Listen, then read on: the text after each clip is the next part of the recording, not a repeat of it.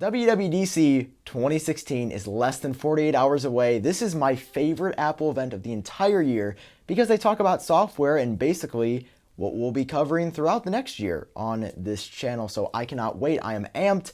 Let me know what you guys think down below in the comment section if you are as excited as I am.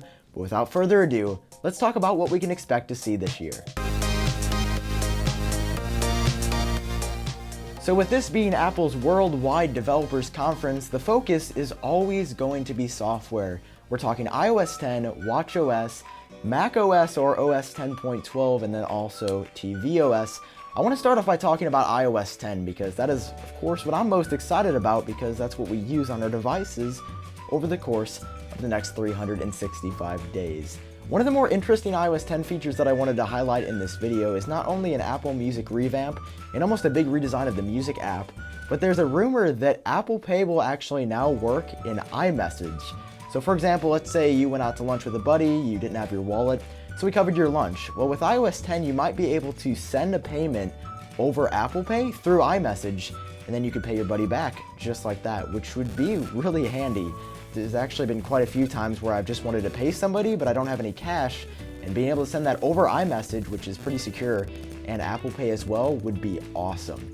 There's also kind of a crazy rumor that Android will have support for iMessage at WWDC. Now, just the idea of all my Android friends being able to text through iMessage, that would make group chatting so much better. Those are just two of the more interesting highlights about iOS 10. There's also rumored to be a standalone HomeKit app for controlling lights and other things with Siri, and a few other nice features, which I can't wait to see Apple announce on stage on Monday. Regardless, let's move on to macOS. Siri might finally be coming to the Mac, which is something that people have been wanting forever because Siri is somewhat useful in our current state. With Siri this year, we're talking about a new API for developers, which would be sweet because if you use a third-party app, you could be like, hey, I don't use the Stock Reminders app, but I use Clear, so having a third-party Siri API would be awesome. It's something that would make iOS so much better, and while I don't think it would dramatically change Siri's implementation and make more people use it, I think it would be a step in the right direction. There's also a rumor that Apple is working on an Amazon Echo type home device, which is also kind of interesting because Siri is not very powerful in our current state, and AI really seems to be the next big thing based on what Google and Amazon have been working on lately. So for Apple to step up Siri's game and make her more useful and more responsive and more importantly, more accurate, I think that would be a big step for Apple as a company and more importantly, Siri as a platform. As for watchOS and tvOS, I haven't heard that much so far and not a lot of websites have been covering news on them, but tvOS is really good in the state it's currently in and I use it on my Apple TV all the time. It works great.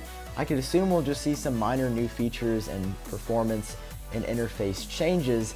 And for watchOS, please Apple, make it faster. I don't even know if that's the rumor. I haven't kept up with watchOS news that much, but I use my Apple Watch every day, and every day I get mad when it can't just do simple things. So there's one thing I want for watchOS. I don't even want new features. I just want it to be faster and more stable, unless that's something that might come with the Apple Watch 2. We don't know just yet. Now, I said earlier that this event is mainly focused on software, and that's definitely still true, but there's been some crazy rumors floating around that sometime in June, there might be a minor MacBook Air or MacBook Pro refresh. Sure, if you've been keeping up with the news lately, you've seen that the new MacBook Pro is expected to have this OLED touch bar, and it's gonna look really cool. Here's a concept image, and I'll link the author, or the, designer who made that down below in the description. But it's supposed to look really freaking cool. And while other rumors have indicated that the new MacBook Pro won't come till Q4 of this year, there's a chance that a minor refresh with like USB-C type ports on these new devices, on these two MacBooks, might be happening. And jumping back to software for a second, I almost forgot to mention one of the biggest software changes happening at WWDC, which is the fact that not only macOS will be called macOS instead of OS 10, but iTunes will see a major design overhaul. It's going to be a little bit different than what we saw a few weeks back with the reintroduction of the sidebar and some other minor tweaks.